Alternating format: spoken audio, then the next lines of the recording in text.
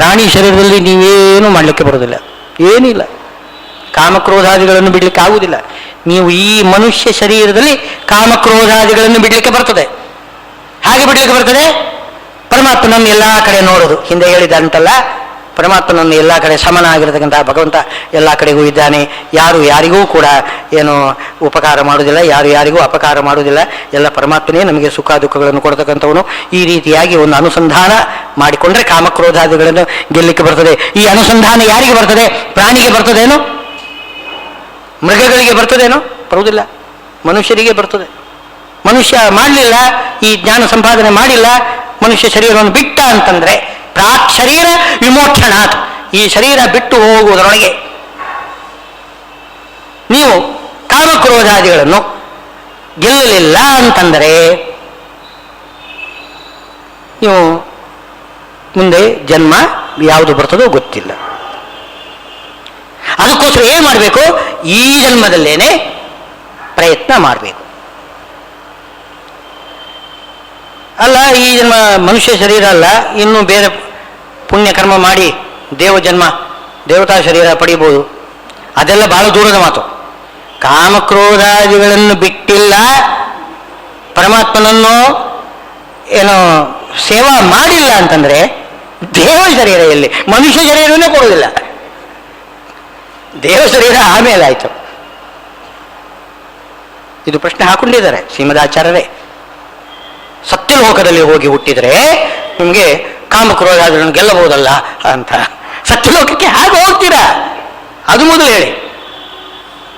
ಅದು ಹೋಗಲಿಕ್ಕೆ ಸಾಧ್ಯನೇ ಇಲ್ಲ. ಯಾವ ನಿಮಗೆ ಈ ಭೂಲೋಕದಲ್ಲೇನೆ ನಿಮಗೆ ಮನುಷ್ಯ ಶರೀರ ಬರೋದಿಲ್ಲ, ಇನ್ನು ಸತ್ಯಲೋಕಕ್ಕೆ ಹೋಗ್ತೀರಂತೆ. ಹಾಗೆ ಆದ್ದರಿಂದ ನೀವು ಈ ಜನ್ಮದಲ್ಲಿಯೇನೆ ಕಾಮಕ್ರೋಧಾದಿಗಳನ್ನು ಗೆಲ್ಲಲಿಕ್ಕೆ ಪ್ರಯತ್ನ ಮಾಡಿರಿ. ಮಾಡಿಬಿಟ್ರೆ ಅಪರೋಕ್ಷ ಕೊಡ್ತಾನೆ ಭಗವಂತ. ಅಪರೋಕ್ಷ ಬಂತು ಅಂತಂದ್ರೆ ಜೀವನ್ಮುಕ್ತನಾಗಿರ್ತಾನೆ. ಕಾಮಕ್ರೋಧ ತಾನಾಗಿ ಬಿಟ್ಟು ಹೋಗುತ್ತೆ. ಈಗ ನೀವು ಮಾಡತಕ್ಕಂಥದ್ದು ಏನು ಅಂದರೆ ಕಾಮಕ್ರೋಧಾದಿಗಳನ್ನು ಬಿಡಲಿಕ್ಕೆ ಪ್ರಯತ್ನ ಮಾಡುವುದಷ್ಟೇ ನಮ್ಮ ಕೆಲಸ. ಪ್ರಯತ್ನ ಮಾಡುವುದು, ದೇವರಲ್ಲಿ ಬೇಡಿಕೊಳ್ಳೋದು, ಕಾಮಕ್ರೋಧಾದಿಗಳನ್ನು ದೂರ ಮಾಡು, ನನಗೆ ಜ್ಞಾನ ಭಕ್ತಿ ವೈರಾಗ್ಯ ಕೊಡು, ಬೇಡಿಕೊಳ್ಳುವುದಷ್ಟೇ ನಮ್ಮ ಕೆಲಸ. ಹಾಗೆ ಮಾಡಿಕೊಂಡ್ರೆ ಭಗವಂತ ಏನು ಮಾಡ್ತಾನೆ? ತತ್ಕಾಲದಲ್ಲಿ ಸ್ವಲ್ಪ ಏನೋ ಹಿಂದೆ ಹೇಳಿದಲ್ಲ, ಪಂಚಪರ್ವ ಅವಿದ್ಯಾ ಇದೆಯಲ್ಲ, ಅದೇ ಅದರದ್ದೇ ಅಲ್ಲ ಇದೆಲ್ಲ. ಪಂಚಪರ್ವ ಅವಿದ್ಯಾದ್ದೇ ಪರಿಣಾಮಗಳು ಈ ಕಾಮಕ್ರೋಧಾದಿಗಳೆಲ್ಲ. ಆ ಪಂಚಪರ್ವ ಅವಿದ್ಯಾ, ತಮೋ ಮೋಹ ಮಹಾಮೋಹ, ತಾಮಿಸ್ರ ಅಂತ ಆ ಅವಿದ್ಯೆಯನ್ನು ಸ್ವಲ್ಪ ದೂರ ಸರಿಸಿ ಅಪರೋಕ್ಷ ಕೊಡ್ತಾನೆ. ಅಪರೋಕ್ಷ ಕೊಟ್ಟ ಮೇಲೆ ಆ ಅವಿದ್ಯೆ ಹಾರಿ ಹೋಗ್ತದೆ, ಆಮೇಲೆ ಹೋಗ್ತದೆ. ಆವಾಗ ಕಾಮಕ್ರೋಧಾದಿಗಳು ಇಲ್ಲವೇ ಇಲ್ಲ. ಕಾಮಕ್ರೋಧಾದಿಗಳು ಇಲ್ಲವೇ ಇಲ್ಲ. ಇದ್ದರೂ ಅದು ಯಾವುದು? ಪ್ರಾರಬ್ಧ ಕರ್ಮ ನಿಮಿತ್ತಕವಾಗಿ ಬಂದಿರ್ತದೆ, ಅಜ್ಞಾನದಿಂದ ಬಂದಿರೋದಿಲ್ಲ, ಅವಿದ್ಯೆಯಿಂದ ಬಂದಿರೋದಿಲ್ಲ. ಪ್ರಾರಬ್ಧ ಕರ್ಮ ಪ್ರಯುಕ್ತವಾಗಿ ಭಗವಂತನೇ ಆ ಅನುಭವ ಕೊಡ್ತಾನೆ ಅಷ್ಟೆ. ಅದು ಒಂದು ತೀರಿಸಿಬಿಡ್ಬೋದು. ಅಂತೂ ಕಾಮಕ್ರೋಧಾದಿಗಳನ್ನು ಗೆಲ್ಲುವ ಪ್ರಶ್ನೆಯೇ ಆಮೇಲೆ ಬರೋದಿಲ್ಲ, ದೂರ ಆಗಿಬಿಡ್ತಾನೆ ಅವನು. ಹೇಗಿರ್ತಾನೆ? ಕಾಮಕ್ರೋಧಾದಿಗಳನ್ನು ಬಿಟ್ಟು ಬಿಟ್ಟರೆ ಏನಾಗ್ತದೆ? ಸ್ವರೂಪ ಸುಖ ವ್ಯಕ್ತವಾಗ್ತದೆ ಅಂತ ಹಿಂದೆ ಹೇಳಿದ್ದಾರೆ. ಈ ಸ್ವರೂಪ ಸುಖ ವ್ಯಕ್ತವಾಗ್ತದಂತೆ. ಯೋಂತ ಸುಖೋ ಅಂತರಾರಾಮ ತಥಾಂತರ್ಜ್ಯೋತಿರೇವಯ ಸಯೋಗಿ ಬ್ರಹ್ಮ ನಿರ್ವಾಣಂ ಬ್ರಹ್ಮಭೂತೋ ಅಧಿಗಚ್ಚತಿ ಅಂತ ಹೇಳ್ತಾರೆ. ಯಾರು ಪರಮಾತ್ಮನ ಅಪರೋಕ್ಷವನ್ನು ಪಡೆದಿರ್ತಾನೆ ಅವನು ಕಾಮಕ್ರೋಧಾದಿಗಳನ್ನು ಪರಿಹಾರ ಮಾಡಿಕೊಂಡಿರ್ತಾನೆ. ಅಂದರೆ ಅದಾಗಿ ಹೋಗಿರ್ತದೆ. ಇದರಿಂದ ಏನಾಗ್ತದೆ? ಹಿಂದೆ ಹೇಳಿದ ಹಾಗೆ ಆತ್ಮಸ್ವರೂಪದಲ್ಲಿ ಸುಖ ವ್ಯಕ್ತವಾಗ್ತದೆ. ಅಂತಃಸುಖ ಅಂತರಾರಾಮ. ಅಲ್ಲಿ ಗೀತೆಯಲ್ಲಿ ಹೇಳುವಾಗ ಅಂತಃಸುಖ ಅಂತರಾರಾಮ ಅಂತಂದಿದ್ದಾನೆ. ಆರಾಮ ಅಂದ್ರೆ ಏನು? ಸುಖ ತಾನೆ. ಈಗ ನೀವು ಹೇಗಿದ್ದೀರಿ? ಆರಾಮಾಗಿದ್ದೀನಿ ಅಂದರೆ ಸುಖವಾಗಿದ್ದೀನಿ ಅಂತ ಅರ್ಥ ಒಂದೇ ತಾನೇ. ಅಂತಃಸುಖ ಅಂತರಾರಾಮ ಅಂತ ಎರಡೆರಡು ಹೇಳ್ತಾರೆ. ಅರ್ಥ ಒಂದೇ ತಾನೆ, ಎರಡೆರಡು ಯಾಕೆ ಕೇಳ್ತರು? ಶ್ರೀಮದಾಚಾರ್ಯರು ವ್ಯಾಖ್ಯಾನ ಮಾಡ್ತಾರೆ, ಅದಕ್ಕೆ ಪ್ರಮಾಣಗಳನ್ನು ಕೂಡ ಕೊಡ್ತಾರೆ. ಸುಖಕ್ಕೂ ಆರಾಮಕ್ಕೂ ವ್ಯತ್ಯಾಸ ಇದೆ. ಸುಖ ಅಂತಂದರೆ ಯಾವುದು ನಮಗೆ ದುಃಖಕರವಾಗಿರ್ತಕ್ಕಂಥದ್ದಿತ್ತು ಅದು ಹೊರಟು ಹೋದರೆ ಏನು ನಮಗೆ ನಾನೀಗ ಆರಾಮಾಗಿದ್ದೇನೆ ಅಂತ ಹೇಳ್ತೇವೆ. ನನಗೆ ತುಂಬ ತೊಂದರೆ ಇತ್ತು, ಎಲ್ಲ ಹೋಯಿತು, ಇವಾಗ ನಾನೀಗ ಆರಾಮಾಗಿದ್ದೇನೆ ಅಂತ. ಅದು ತಪ್ಪದು. ನಾನು ಸುಖವಾಗಿದ್ದೇನೆ ಅಂತ ಅನ್ಬೇಕು. ಸುಖ ಅಂತಂದರೆ ನಮಗೆ ಎಲ್ಲ ತೊಂದರೆಗಳು ದೂರವಾದಾಗ ಏನೊಂದು ಸುಖ ಅನುಭವ ಬರ್ತದಲ್ಲ, ಅದು ಸುಖ, ಅದು ಆರಾಮಲ್ಲ. ಆರಾಮ ಅಂದರೆ ಏನು ಅಂತಂದರೆ ನಮಗೆ ಯಾವುದಾದ್ರೂ ಒಂದು ಹೊಸ ಪದಾರ್ಥ ಏನು ಸುಖಕರವಾದ್ದು ನಮಗೆ ಸಿಗಬೇಕು. ಒಂದು ಒಳ್ಳೆಯ ರೂಪ, ಒಳ್ಳೆಯ ರುಚಿ, ಒಳ್ಳೆಯ ಮಧುರವಾದ ಗಾನ ಇತ್ಯಾದಿಗಳು ಯಾವುದಾದ್ರೂ ಕಿವಿಗೆ ಬಿದ್ದಾಗ ಅಥವಾ ಇದಕ್ಕೆ ಮನಸ್ಸಿಗೆ ಬಂದಾಗ ಏನೊಂದು ಆನಂದವಾಗ್ತದಲ್ಲ, ಅದು ಆರಾಮ. ಅಂತರ ಆರಾಮ, ಅಂತಃಸುಖ, ಅಂತರ ಆರಾಮ. ಈಗ ಈ ಕರ್ಮಯೋಗದಲ್ಲಿ ಎರಡು ಅಂಶ ಇದೆ ನೋಡಿ. ಒಂದು ಸನ್ಯಾಸ, ಇನ್ನೊಂದು ಭಗವಂತನ ಪೂಜೆ. ಆ ಸನ್ಯಾಸ ಮಾಡಿದ್ರಿಂದ, ಕಾಮಕ್ರೋಧಾದಿಗಳು ಹೋದದ್ದರಿಂದ ಸುಖ, ಭಗವಂತನ ಪೂಜೆ ಮಾಡಿದ್ದರಿಂದ ಆರಾಮ. ಇದು ಎರಡು ಜೀವನ್ಮುಕ್ತನಿಗೆ ಅನುಭವಕ್ಕೆ ಬರ್ತದಂತೆ. ಎರಡೂ ಕೂಡ ಸ್ವರೂಪ ಸುಖನೇ, ಸ್ವರೂಪದಲ್ಲೇನೆ ಎರಡೂ ಕೂಡ ಇದೆ. ಸ್ವರೂಪದಲ್ಲೇನೆ ಸುಖನೂ ಇದೆ, ಆರಾಮವೂ ಇದೆ.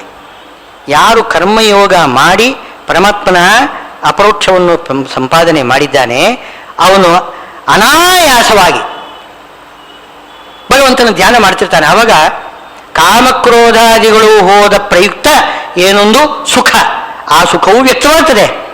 ಪರಮಾತ್ಮನನ್ನು ನೋಡ್ತಾ ಇರ್ತಾನಲ್ಲ ಧ್ಯಾನದಲ್ಲಿ, ಅದರಿಂದ ಬರತಕ್ಕಂಥ ಆರಾಮ ಎರಡನ್ನೂ ಕೂಡ ಅನುಭವಿಸ್ತಿರ್ತಾನೆ.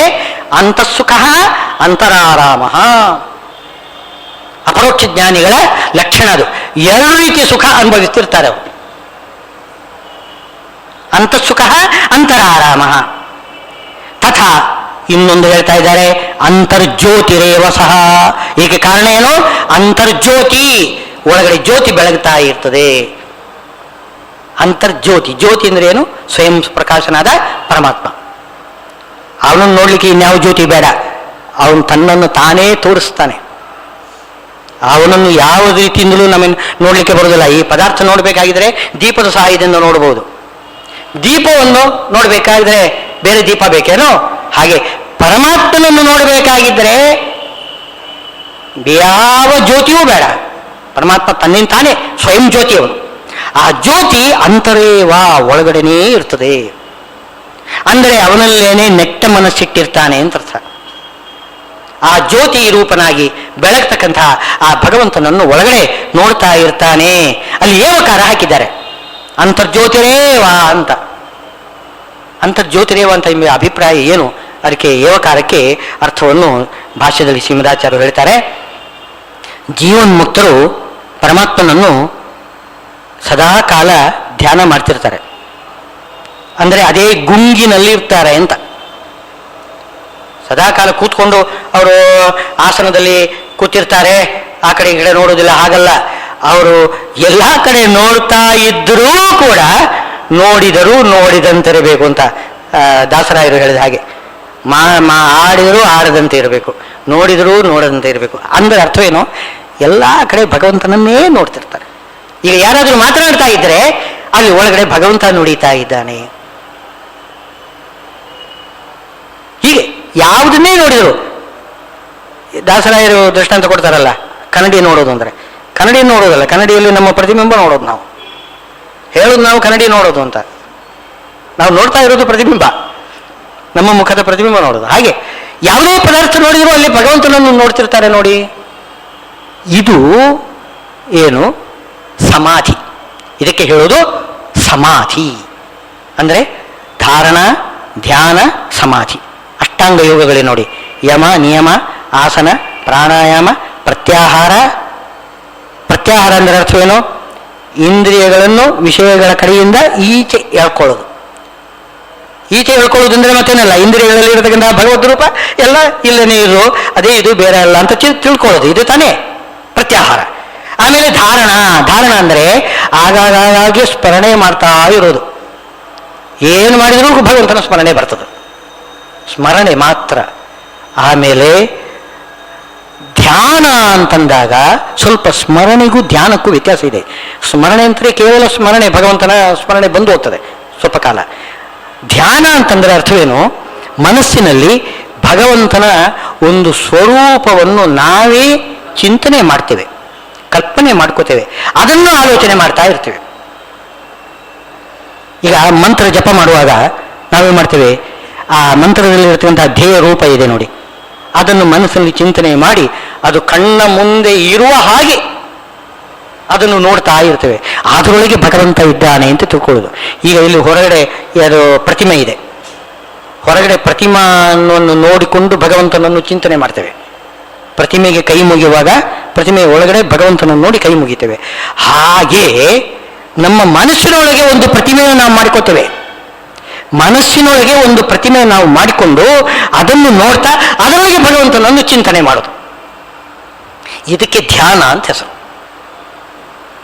ಬರೀ ಸ್ಮರಣೆ ಅಲ್ಲ, ಬರೀ ಸ್ಮರಣೆಯಲ್ಲಿ ಆ ಪ್ರತಿಮೆ ನಾವು ಮಾಡಿಕೊಳ್ಳೋದಿಲ್ಲ. ಇದು ಹಾಗಲ್ಲ, ನಮ್ಮ ಮುಂದೆ ಪ್ರತಿಮೆ ಇದ್ದ ಹಾಗೆ ನಾವು ವರ್ತನೆ ಮಾಡ್ತೇವೆ, ಅದು ವ್ಯತ್ಯಾಸ ಇದೆ. ಈ ಧ್ಯಾನ ಅದು ಇನ್ನೂ ಜಾಸ್ತಿ ಆದರೆ, ಜಾಸ್ತಿ ಆಗುವುದಂದ್ರೆ ಮತ್ತೇನಲ್ಲ, ಅಲ್ಲಿ ಆ ಪ್ರತಿಮೆಯನ್ನು ನೋಡ್ತಾ ಇರುವಾಗ ಜೊತೆಗೆ ಎಲ್ಲ ಪದಾರ್ಥಗಳನ್ನು ನೋಡ್ತಾ ಇರ್ತೇವೆ. ನಾವು ಇಲ್ಲಿ ಗುಡಿಯಲ್ಲಿ ಪ್ರತಿಮೆ ನೋಡ್ತೇವೆ, ಬೇರೆ ಪದಾರ್ಥಗಳನ್ನು ನೋಡ್ತೇವೆ. ಹಾಗೆ ಮನಸ್ಸಿನಲ್ಲಿಯೂ ಕೂಡ ಭಗವಂತನ ಪ್ರತಿಮೆ ನಾವು ಮಾಡಿಕೊಂಡಿದ್ದು, ಹಾಗೆ ಹೊರಗಡೆ ಪದಾರ್ಥಗಳನ್ನು ನೋಡ್ತಾ ಇರ್ತೇವೆ, ಎರಡೂ ಕೂಡ ಮಾಡ್ತಿರ್ತೇವೆ. ಅಂದರೆ ಈ ಕಡೆ ನಾವು ಗಮನ ಹರಿಸುವುದಿಲ್ಲ ಅಂತಲ್ಲ, ಎಲ್ಲಿ ನೋಡಿದರೂ ಕೂಡ ಭಗವಂತನ ಒಂದು ಚಿತ್ರ ನಮ್ಮ ಕಣ್ಣ ಮುಂದೆ ಇರಬೇಕು ಮನಸ್ಸಿನಲ್ಲಿ. ಅದು ಒಂದು ರೀತಿಯಿಂದ ಸಮಾಧಿ. ಅದು ಆದರೆ ಸಮಾಧಿಯಲ್ಲಿ ಎರಡು ರೀತಿ ಹೇಳ್ತಾರೆ. ಒಂದು ಸಂಪ್ರಜ್ಞಾತ ಸಮಾಧಿ, ಇನ್ನೊಂದು ಅಸಂಪ್ರಜ್ಞಾತ ಸಮಾಧಿ ಅಂತ. ಅಸಂಪ್ರಜ್ಞಾತ ಸಮಾಧಿಯಲ್ಲಿ ಬೇರೆ ಯಾವುದು ಕಾಣಿಸುವುದೇ ಇಲ್ಲಂತೆ, ಆ ಭಗವಂತನ ಆ ಪ್ರತಿಮಾ ಮಾತ್ರ ಕಾಣಿಸದಂತೆ.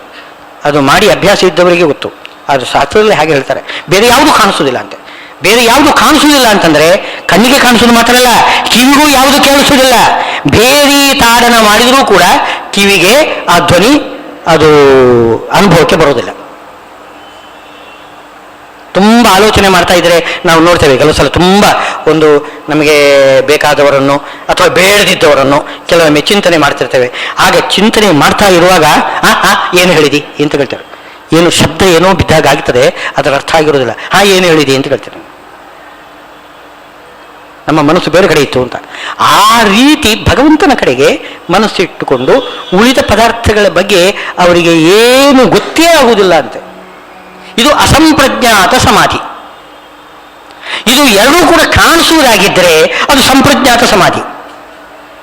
ಎರಡೂ ಕೂಡ ಕಾಣಿಸ್ಬೇಕು, ಹೊರಗಿನ ಪದಾರ್ಥಗಳು ಕಾಣಿಸ್ಬೇಕು, ಭಗವಂತನೂ ಕಾಣಿಸ್ಬೇಕು. ಇದು ಸಂಪ್ರಜ್ಞಾತ ಸಮಾಧಿ. ಈ ಎರಡರಲ್ಲಿಯೂ ಕೂಡ ಏವಕಾರವನ್ನು ಹಾಕಿದರೆ ಅಭಿಪ್ರಾಯ ಶ್ರೀಮದ್ ಆಚಾರ್ಯ ಹೇಳ್ತಾರೆ, ಅದು ಅಸಂಪ್ರಜ್ಞಾತ ಸಮಾಧಿಯಲ್ಲಿ ಹೊರಗಿನ ಪದಾರ್ಥಗಳ ಒಂದು ಯಾವುದೇ ಒಂದು ಪರಿಣಾಮನೇ ಆಗುವುದಿಲ್ಲ. ಭಗವಂತನು ನೋಡ್ತಿರ್ತಾನೆ, ಹೊರಗಡೆದ್ದು ಅದರ ಏನು ಆಲೋಚನೆಯೇ ಇರೋದಿಲ್ಲ. ಈ ಸಂಪ್ರಜ್ಞಾತ ಸಮಾಧಿಯಲ್ಲಿ ಹೊರಗಿನ ಪದಾರ್ಥ ಕಂಡು ಬಂದರೂ ಕೂಡ ಏನೋ ಪರಮಾತ್ಮನ ಧ್ಯಾನಕ್ಕೆ ಯಾವುದು ತೊಂದರೆನೂ ಬರೋದಿಲ್ಲ, ತೊಂದರೆ ಬರೋದಿಲ್ಲ. ಅದನ್ನು ಏವಕಾರದಲ್ಲಿ ಹಾಕ್ತಾರೆ. ಇದು ವಿಚಿತ್ರವಾಗಿರತಕ್ಕಂಥ ಜೀವನ್ಮುಕ್ತರು ಸದಾ ಕಾಲ ಈ ರೀತಿಯ ಸಮಾಧಿ, ಒಂದೋ ಸಂಪ್ರಜ್ಞಾತ ಸಮಾಧಿ, ಇಲ್ಲ ಅಸಂಪ್ರಜ್ಞಾತ ಸಮಾಧಿ. ಈಗ ನಗುವರೋ ರೋಧಿಸುವರೋ ಅಳುವರೋ ಎಲ್ಲ ಹೇಳ್ತಾರಲ್ಲ ಜೀವನ್ಮುಕ್ತರು, ಏನು ಇರ್ತಾರೆ ಎಲ್ಲರ ಜೊತೆಗೆ ಇರ್ತಾರೆ. ಇದಕ್ಕಿದ್ದ ಹಾಗೆ ಏನೋ ಅಳ್ಲಿಕ್ಕೆ ಶುರು ಮಾಡ್ತಾರೆ, ಇದಕ್ಕಿದ್ದ ಹಾಗೆ ಕುಣಿಲಿಕ್ಕೆ ಪ್ರಾರಂಭ ಮಾಡ್ತಾರೆ. ಅಂದರೆ ಅವರ ಪ್ರಪಂಚನೇ ಬೇರೆ, ಆ ರೀತಿ ಇರ್ತಾರೆ ನೋಡಿ. ಇದು ಸಂಪ್ರಜ್ಞಾತ ಸಮಾಧಿ. ನೋಡ್ತಿರ್ತಾರೆ ಜನರನ್ನು ನೋಡ್ತಾ ಇರ್ತಾರೆ, ಆದರೆ ಭಗವಂತನದ್ದೇ ಗುಂಗುತಲೆಯಲ್ಲಿ ಇರ್ತದೆ. ಇದು ಸಂಪ್ರಜ್ಞಾತ ಸಮಾಧಿ. ಇನ್ನು ಯಾವುದು ಗೊತ್ತೇ ಇಲ್ಲ ಅಂತ ಸುಮ್ಮನೆ ಕಣ್ಣು ಮುಚ್ಕೊಂಡು ಅವನು ನಿದ್ದೆ ಮಾಡ್ತಿದ್ದಾನೋ ಏನೂ ಗೊತ್ತಾಗುವುದಿಲ್ಲ. ಸುಮ್ಮನೆ ಕಣ್ಣು ಮುಚ್ಕೊಂಡು ಏನು ಮಾಡ್ತಿದ್ದಾನೆ, ಅಲ್ಲಿ ಏನು ಶೃಂಗಿ ಏನು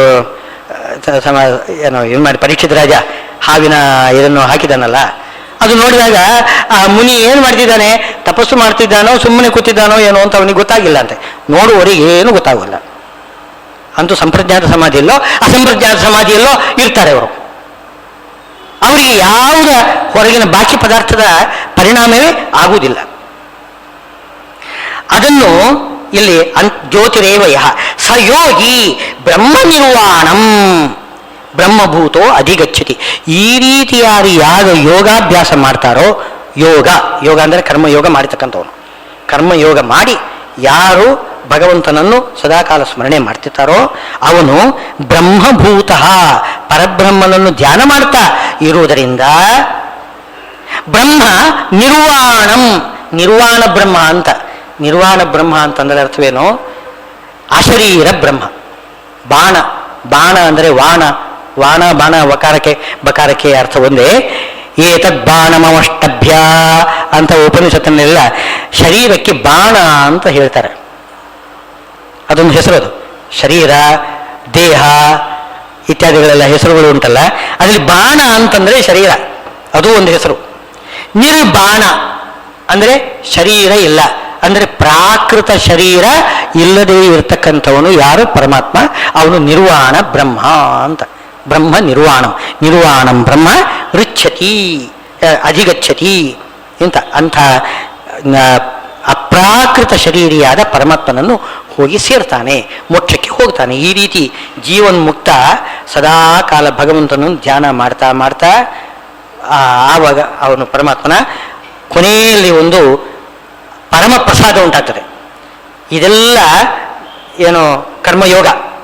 ಈ ಕರ್ಮಯೋಗ ಇದು ಧ್ಯಾನ ರೂಪವಾದ ಕರ್ಮ. ಇದು ಯೋಗ ಅಂತಂದರೆ ಧ್ಯಾನ ರೂಪವಾಗಿರ್ತಕ್ಕಂತಹ ಮಾನಸಿಕ ಕರ್ಮ. ಇದು ಮಾನಸಿಕ ಕರ್ಮಯೋಗ. ಈ ಹೊರಗಿನ ಕಾಯಿಕ ವಾಚಿಕ ಕರ್ಮ ಎಲ್ಲ ಮಾಡುವುದು ಅಂತಃಕರಣ ಶುದ್ಧಿಗೋಸ್ಕರ. ಅಂತಃಕರಣ ಶುದ್ಧವಾದ ಮೇಲೆ ಶಾಸ್ತ್ರಾಧ್ಯಯನ ಮಾಡಿ ಜ್ಞಾನ ಸಂಪಾದನೆ ಮಾಡಿದ ಮೇಲೆ ಅವನೇನು ಮಾಡಬೇಕು? ಸ್ಮರಣ, ಧ್ಯಾನ, ಸಮಾಧಿ ರೂಪವಾಗಿರ್ತಕ್ಕಂತಹ ಮಾನಸಿಕ ಕರ್ಮ ಮಾಡಬೇಕು. ಮಾನಸ ಕರ್ಮ. ಈ ಮಾನಸ ಕರ್ಮ ಯೋಗಕ್ಕೆ ಭಗವಂತ ಒಲಿದು ಪರಮ ಪ್ರಸಾದ ಬಂದಾಗ ಅವನಿಗೆ ಮೋಕ್ಷ ಸಿಗ್ತದೆ. ಹೀಗೆ ಬ್ರಹ್ಮಭೂತೋ ಅಧಿಗಚ್ಚತಿ. ಈ ರೀತಿಯಾಗಿ ಆ ಸಮಾಧಿ ಎಂಬುದು ಎರಡು ರೀತಿ ಇರ್ತದೆ. ಒಂದು ಸಂಪ್ರಜ್ಞಾತ ಸಮಾಧಿ, ಇನ್ನೊಂದು ಅಸಂಪ್ರಜ್ಞಾತ ಸಮಾಧಿ. ಜೀವನ್ಮುಕ್ತರು ಯಾವುದಾದ್ರೂ ಒಂದರಲ್ಲಿ ಇರ್ತಾರೆ, ಅವರಿಗೆ ಅಪ್ರಯತ್ನವಾಗಿ ಬರ್ತದೆ. ಈ ಪರಮಾತ್ಮನ ಅಪರೋಕ್ಷವಾಗುವುದಕ್ಕಿಂತ ಮೊದಲು ಸಮಾಧಿ ಮಾಡ್ತಾರೆ ಯೋಗಿಗಳು. ಆದರೆ ಅವರು ತುಂಬ ಪ್ರಯತ್ನ ಮಾಡಬೇಕಾಗ್ತದೆ, ತುಂಬ ಪ್ರಯತ್ನ ಮಾಡಬೇಕು. ಬೇಕು ಅಂದರೆ ಭಗವಂತನ ಸ್ಮರಣೆ ಸಿಗುವುದಿಲ್ಲ, ತುಂಬ ಪ್ರಯತ್ನ ಮಾಡಬೇಕಂತ. ಆದರೆ ಇವರು ಅಪ್ರಯತ್ನವಾಗಿ ಮಾಡ್ತಾರೆ. ಎಷ್ಟು ವ್ಯತ್ಯಾಸ! ಇದ್ದಕ್ಕಿದ್ದ ಹಾಗೆ ಅವರು ಸಮಾಧಿ ಅವಸ್ಥೆಗೆ ಹೋಗಿಬಿಡ್ತಾರೆ. ಆ ಸಂಪ್ರಜ್ಞಾತ ಸಮಾಧಿಯಲ್ಲಿ ನಮ್ಮ ಜೊತೆಗೆ ಬೆರೆತಿರ್ತಾರೆ, ನಮ್ಗೆ ಗೊತ್ತಾಗುವುದಿಲ್ಲ. ನಮ್ಮ ಜೊತೆಗೆ ಬೆರೆತಿರ್ತಾರೆ. ಆ ಸಾನಿಶಾ ಪಶ್ಯತೋ ಮುನೆ ಅಂತ ಹೇಳ್ತಾರಲ್ಲ, ಹಗಲು ರಾತ್ರಿ. ನಮ್ಮ ಹಗಲು ಅವರಿಗೆ ರಾತ್ರಿ, ಅವರ ರಾತ್ರಿ ನಮಗೆ ಹಗಲು, ಅವರ ಹಗಲು ನಮಗೆ ರಾತ್ರಿ. ವ್ಯತ್ಯಾಸ. ಆ ರೀತಿಯಾಗಿರ್ತಾರೆ ಅವರು. ನಮ್ಮ ಹಗಲು ನಮ್ಮ ಜೊತೆಗೆ ಇದ್ದರೂ ಕೂಡ ಅವರಿಗೆ ಇದೆಲ್ಲ ರಾತ್ರಿ ಕಾಣಿಸೋದಿಲ್ಲ. ಆ ರೀತಿ ಇರ್ತಾರೆ. ಇದನ್ನು ನಾವು ನೋಡಬೇಕು. ಇದಕ್ಕೆ ಉದಾಹರಣೆ ಕೊಡಬೇಕು ಅಂದರೆ ಈ ಭಾಗವತದಲ್ಲಿ ಜಡಭರತರಿದ್ದಾರೆ. ಭರತಮುನಿ ಅವರು ಏನು ಸಮಾಧಿ ಅವಸ್ಥೆಯಲ್ಲಿ ಇರ್ತಾರೆ. ಸಮಾಧಿ ಅವಸ್ಥೆಯಲ್ಲಿರುವಾಗ ಏನಾಗ್ತದೆ ಅವರಿಗೆ ರಘುಗಣ ರಾಜ ಹೇಳ್ತಾನೆ, ನೀನೇನಾದರೂ ವ್ಯತ್ಯಾಸ ಮಾಡಿದಿ ಅಂತಂದರೆ, ಈ ಪಲ್ಲಕ್ಕಿಯನ್ನು ಹೊರುವಾಗ ಬೇಕು ಅಂತ ನೀನು ವ್ಯತ್ಯಾಸ ಮಾಡ್ತಾ ಇದೆಯಾ, ನಾನು ನಿನಗೆ ಬುದ್ಧಿ ಕಲಿಸ್ತೇನೆ ಅಂತ.